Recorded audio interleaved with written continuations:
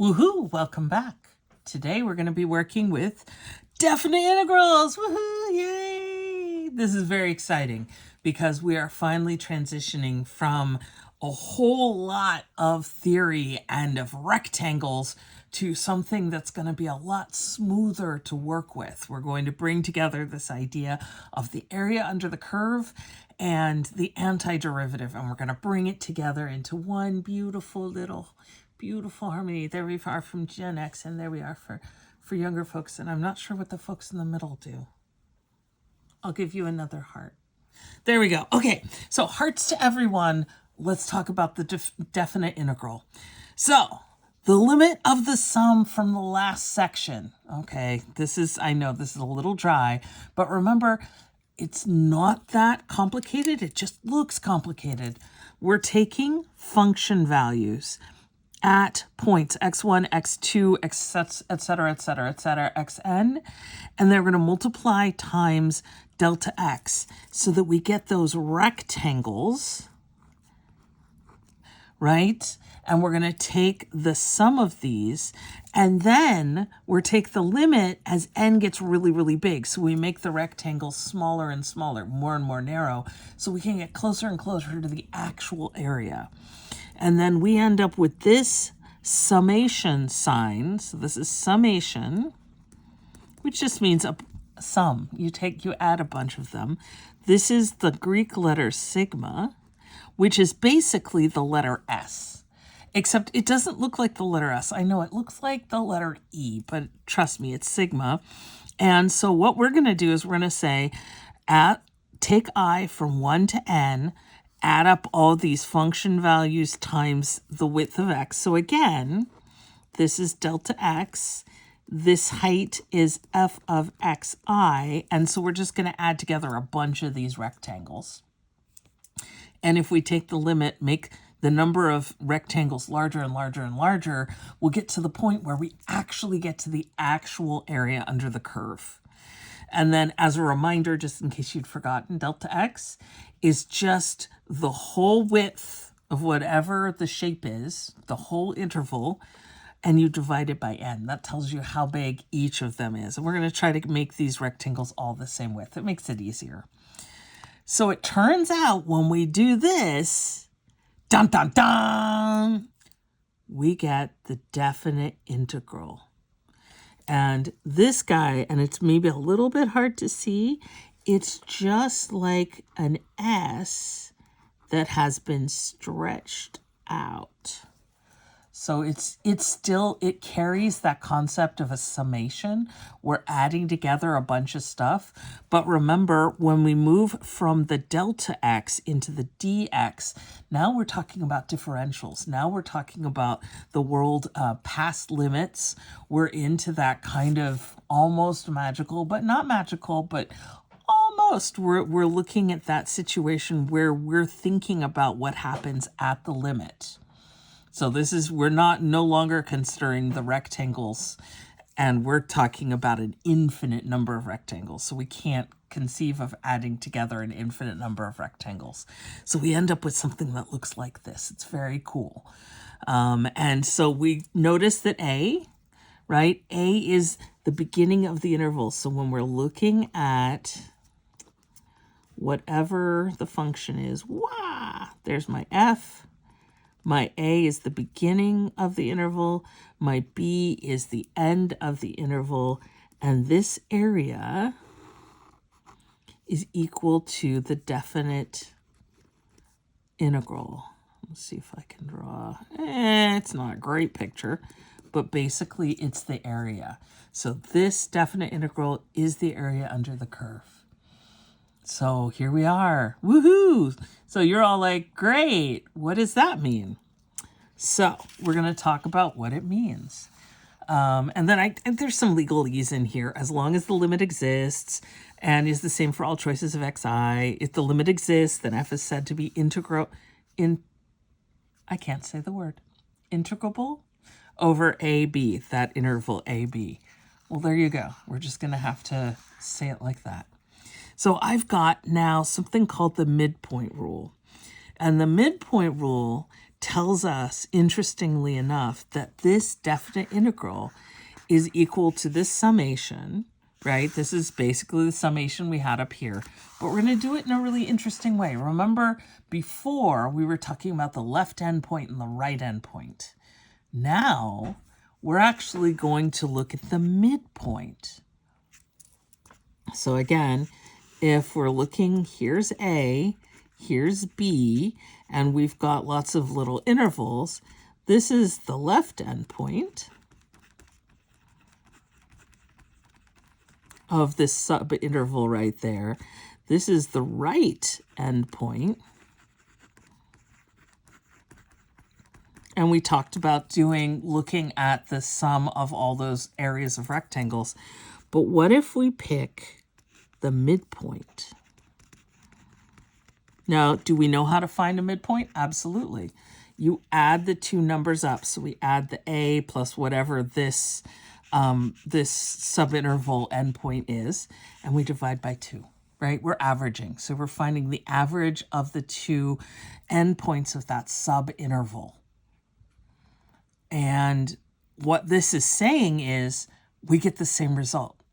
So before we said left endpoint, right endpoint, we get the same result. And now we're like, you know what? We don't even have to be at an endpoint. We could be at the midpoint.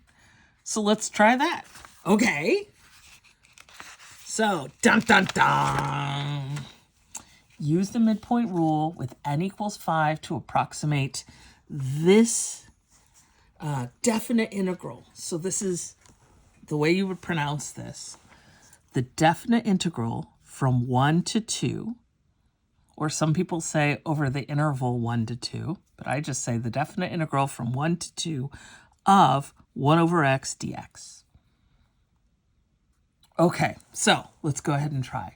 So if we know n equals 5, so this is an approximation, right? Because the actual, when we see this, the integral sign, that means we're in let n go all the way to infinity. This is let n get larger and larger without bound. This is in that whatever hazy thing happens at the end. And right now, we're nowhere near infinity. We're at 5. But that's because the video would be very, very, very, very, very, very long. Like you would have to hand it down to your kids and their kids if we actually tried to approach n equals infinity. It would take a long time to watch. So let's just do 5. That way we can all take a break tonight. You know, maybe get, some hot chocolate or something later. That would be fun. So I want to find the delta x. Now remember, when I'm talking delta, that's the actual width. dx, that's that differential. That's that really small when n gets really, really large. So delta x, actual difference. So that's b minus a over n. So that's going to be 2 minus 1, because this is my b and this is my a. And now you're going to ask me, is it always the smallest one that's a? No, it's always the bottom number that's a, and it's the top number that's b. And now you're going to ask, wait a minute, does that mean sometimes they reverse? And I'm going to say, spoilers, can't tell you that, but maybe. So just remember that you start at the bottom and go up to the top. I know that's unusual. Sometimes math goes from the top to the bottom. What I can convince you of is it follows the same rule as the sigma notation, the summation notation. We start at the bottom, I equals 1 to n. It's not quite exactly the same thing, but we're following that same pattern where we start at the bottom and go up to the top. So a is 1, b is 2, and I'm going to take the difference, 2 minus 1, and then divide it into 5 subintervals. So this is going to be 1/5 each. So if we actually drew the picture, here's 0, here's 1. I'm going to regret making it so small, aren't I? Yes, I am. So let's see if I can do 5. 1, 2, 3, 4. That's pretty good. This would be 1 1/5. This would be 1 2/5. This would be 1 3/5. This would be 1 4/5. And then we'd have 2. So those are my subintervals right there. Okay, and let's find the endpoints for the subintervals. Well, I kind of already did that, but let's actually spread it out so that I can actually write it in. So I've got 1, And then let's see, that's about half. So I want to go a little bit less than half. Kind of like that. Kind of cool trick. Find half and then go a little bit to the left. This is how you break things into 5. I know, I'm a professional. I'm very impressive. I do lots of tricks. Okay, so we're going to go from 1 to 2. And I broke it up with 4 little lines. That breaks it up into 5 subintervals. And this is going to be 1 1/5. This is going to be 1 2/5. 1 3/5. 1 4/5. Now, if this is really annoying you, it is also possible to do it as 1.2, 1.4, 1.6, 1.8. So fifths are beautiful when we talk about decimals. If we're doing thirds, sixths, ninths, twelfths, we're out of luck. We got to just do it with the fractions. But as long as it's a nice fraction, we could do it either way. Now, the midpoints of each subinterval. Honestly, the midpoints are going to be way easier with the decimals. Do you guys see that?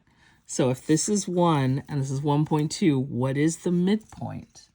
The midpoint here is going to be 1.1, right? Halfway between 1 and 1.2. 1.2 to 1.4, you got it, 1.3. 1.4 to 1.6, 1.5. 1.6 to 1.8, 1.7. 1.8 to 2, 1.9. Now, some of you I know are saying, well, we could do this using fractions. And I would say, absolutely. Now, one way to do it with fractions is I can cheat and say this is 1 1/10, this is 1 3/10, this is 1 5/10. But that's kind of cheating McCheaterson because I already have them written down. So what if we did not have the decimals for whatever reason and we had to work them out?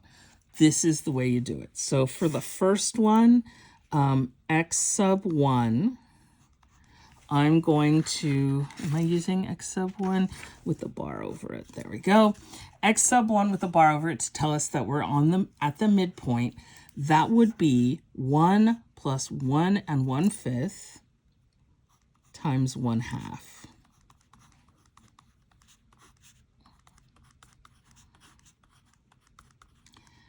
Now, how you do this is up to you. This is actually an addition problem. This is why mixed numbers are so problematic. It's sneaky, but when we say 2 1/5, we mean 2 plus 1/5. So you can multiply each of them by 1/2 and get 1 1/10. Or you can take 1/2 of 11/5 and get 11/10. Does that make sense? Which is 1 1/10. So you've got a couple of options for calculating these. You either create an improper fraction and just multiply, or you use the decimals, awesome, or you use basically the distributive property, right? 1/2 of 2 and then 1/2 of 1/5. So it's kind of up to you. Just to keep this simple so that the video doesn't just start to, just spiral down into whatever it might become, I'm going to use the midpoints of each subinterval. So I'm going to say x sub 1 is, and I'm going to totally be the cheating McCheaterson. I'm going to use the decimal equivalents. Now, here is a question.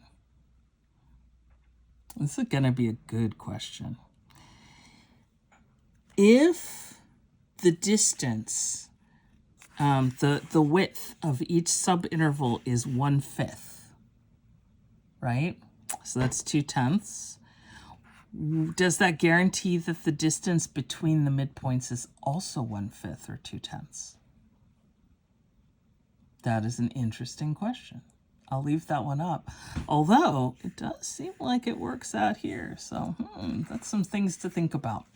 But basically what you do is you're supposed to calculate the endpoints and then find that midpoint in between. So I've got x sub 1 bar is 1.1, x sub 2 bar is 1.3, x sub 3 bar is 1.5, x sub 4 bar is, oh, you can't see it, 1.7, and x sub 5 bar is 1.9. Now, things are going to get really exciting because what is the function? We want to find f of x sub 1 bar.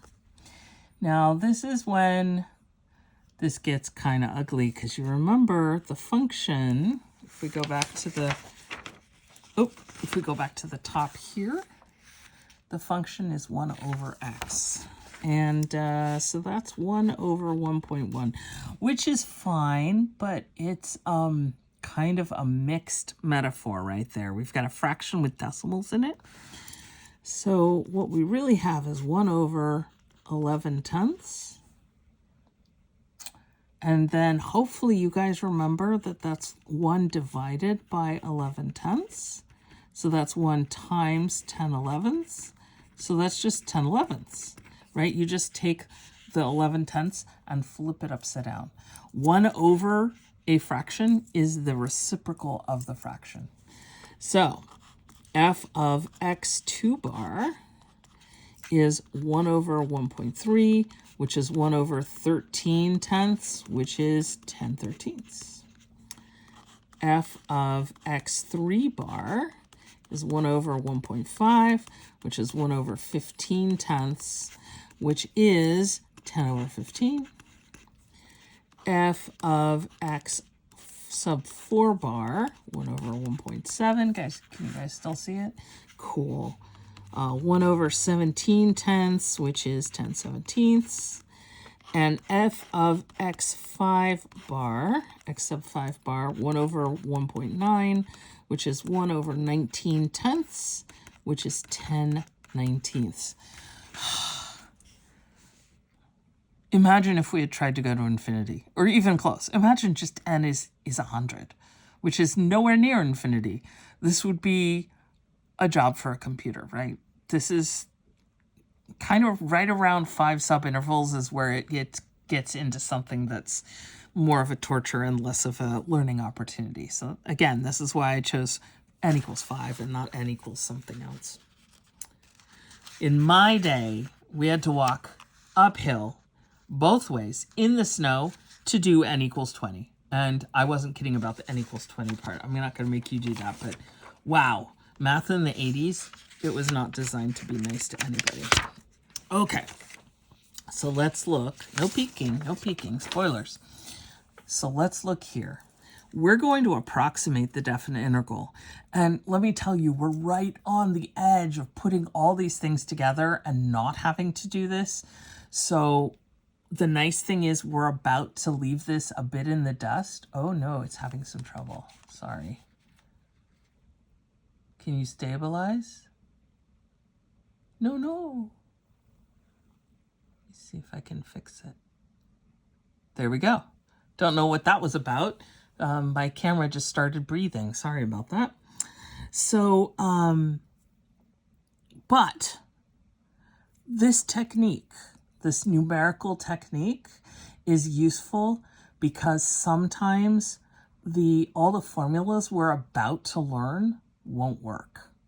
So there are certain times when we've got a definite integral and all of our fancy techniques that you're about to learn after we finish this problem, they don't work at all. And I mean, there are a lot of really fancy techniques you're going to learn, but sometimes none of them work and you have to use numerical approaches like this. So this isn't one of those situations where you're going to learn this and it'll be fine and then you never use it again. This is a situation where this is one of the techniques that you may come back to.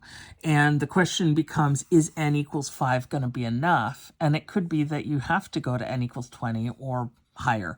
But again, at that point, I'm really hoping that you've got a computer on your side that can help you with it. Okay, so do we remember what delta x was? We had delta x, and that was 1/5. I'm switching back to fractions because all of my answers are fractions. And then, rather than multiplying each one separately, I'm going to go ahead and put the 1/5 on the outside and just add up the functions at the midpoints. See, these the bars to tell us the midpoints. So I've got f of 11 tenths plus f of 13 tenths plus f of 15 tenths plus f of 17 tenths plus f of 19 tenths. Now let's double check. Let's check in with ourselves. What was n? N was 5, right?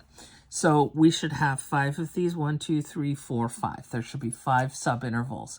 We're doing the midpoints here. That's the little bar on top tells you it's the midpoint. We could be doing the left endpoint. We could do the right endpoint. We could compare all of our answers if you felt like it. I mean, you could have a party, seriously. You know, everyone's sitting around. They're like, oh, we don't want to just listen to music and play video games. Let's do some math. And then you'd be like, I got a great idea. This group to the left endpoints. This group to the right endpoints. And you guys in the middle, you get to do the midpoint. Everyone will be cheering, having the best time. Trust me. It's going to be, it's going to be great. Okay. So I've got 1/5 on the outside. And then remember, function was just, which we can see right there, to flip everything upside down. So I got 10 over 11 plus 10 over 13 plus 10 over 15 plus 10 over 17 plus 10 over 19. Woohoo. And so then we would add them all together, and then we would notice that we left our calculator way over there. So I'm going to leave a very entertaining, oh, look there. Isn't that exciting? Wow, what is that? I think it's whiteout. Isn't that exciting? Ooh, very exciting whiteout.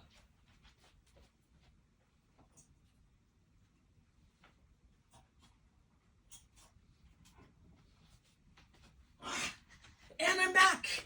Woohoo! Who needs editing when one has a very small house and the ability to run across it? Okay. Yes, I know. It was very exciting whiteout. So here we are with a calculator and my pterodactyl. I wish I had it earlier. I could have done the pterodactyl. Look, a pterodactyl. Okay, so just in your mind, we don't need real editing. Just put that. Imagine I did that and it was very exciting 3 minutes ago. Okay.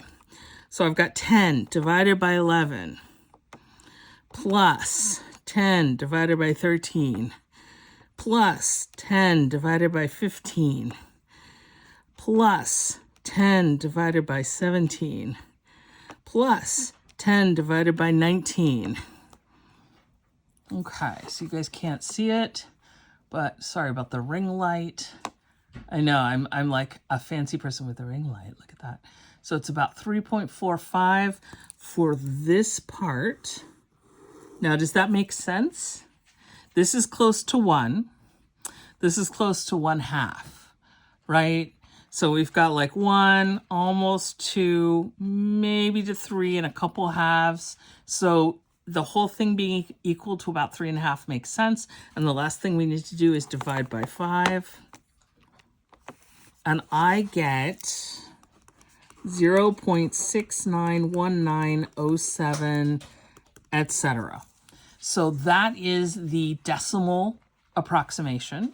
Now, what if someone asked you to find the exact value? Well, if someone asked you to find the exact value, you'd need a common denominator between 11, 13, 15, 17, and 19.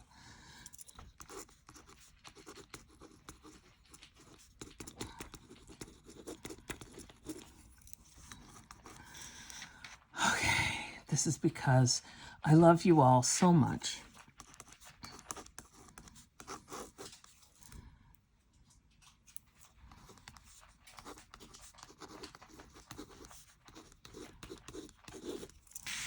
So the LCD is 11 times 13 times 15 times 17 times 19. Okay, which is equal to, let's see if my calculator will do it, times 13 times 15 times 17 times 19. That's 692,835. Okay.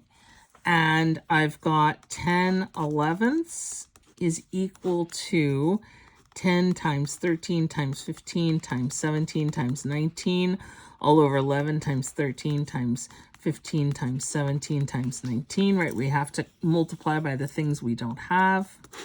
The denominator is going to be 692, 835, and the numerator is going to be 10 times 13 times 15 times 17 times 19, and that equals to 29850, right? And we would have to keep going. And so we would have to work this out for each of these 5 fractions. We'd have to come up with a fraction, which, does it surprise you that 10 out of 11 is, these are nearly matching because we've got something that's just slightly less than 1. And then we would have to add all of these together. So again, a problem like this, it's really well suited to a computer or a calculator where you can actually do all this multiplication and set up tables and such. Notice with this one, we already have a 13. So up top, we multiply 11 times 15 times 17 times 19. And then we get that value. 10 times 11 times 15 times 17 times 19. And then we get 532,950 all over 692, 835, and so on and so forth. And then once we get all of these fractions, we add together the numerators, and then we would have the same denominator, and then we would multiply by 1/5. This will end up with an approximation that's about 0.7. So this is how you would do the exact. Unfortunately, I feel very sad, but I don't have this worked out already, so I can't show you that big, horrible, terrible fraction, but it's probably very amazing and massive. But so we will just have to just not agree to not agree to not know. The one nice thing about it is, since I do know that we're going to end up with something like 0.7, I know that whatever the final fraction is times 1/5, the numerator will be about what? About 100,000, 0.7, sorry, about, oh my goodness. Can I do it in my head? I can't do it in my head. It would be about 400,000 out of 692,000, something like that. Maybe even 500,000.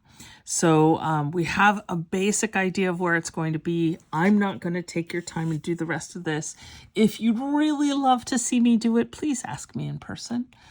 For right now, though, we're just going to say you keep adding together until you get to, then I get the 10/19, which will be 10 times 11 times 15, times 13 times 17, all over 11 times 13 times 15 times 17 times 19.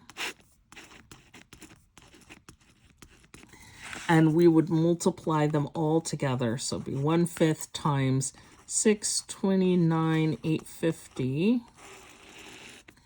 Plus 532,950, plus there'd be a couple in between. And then for the 10/19, we'd end up with 10 times 11 times 15 times 13 times 17. So that's going to be 364,650.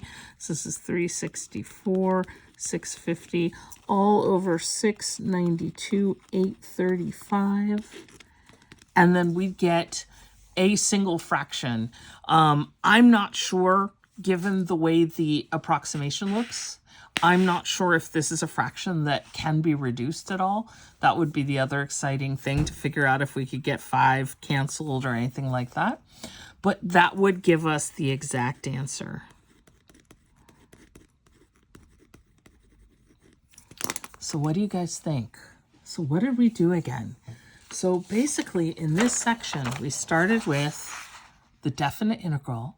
which we said is what happens when we make so many rectangles, they get so tiny that we actually can use the limit to come up with the actual area under the curve.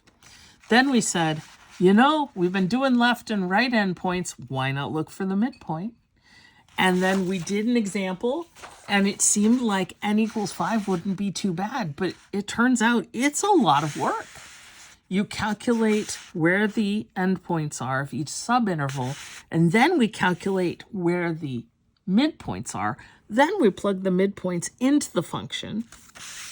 Then we take them and we say, oh, well, either I can use my calculator and add them together and get a pretty good approximation, or I can do a lot of work on the calculator and actually come up with an exact fraction, which is going to be kind of gruesome. But I've got it almost there. There'll be 2 more problems to do. I'm not going to take your time to do it, but we could. We were just missing 10 fifteenths and 10 17ths. We add it all together. We divide by 692,835, as you do, and we end up with an approximation for this function. Now, what's coming up? Well, what's coming up, and I can give you some spoilers, is that the next thing we're going to do is we're going to say, wait a minute, there's a reason why we've got antiderivatives running around with all of these integrals, and we're going to talk about some properties of the integral, and we're going to move from the numerical techniques into actually figuring out what the definite integrals are algebraically, which is really cool. We're going to use shortcuts the same way we use shortcuts with distributive properties, with differentiation. So we're going to memorize a bunch of antiderivatives, and it turns out they come together in the integral. So that's where we're going. For now, you guys have been staring at this for 32 minutes and 3 seconds now. So definitely, please go take a break, touch some grass, close your eyes if that's all you've got time for. Give your eyes a little rest. Make sure you're drinking something. I've got my water right here. Woohoo! Yay, water.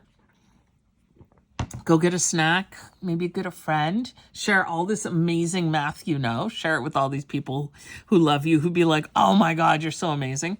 Like the pterodactyls, like, oh my gosh, you're so amazing. You know all this math. And know that I'm really proud of you and you're awesome. And I hope you have a great rest of whatever sort of day you're having. And I hope you all math on and woohoo.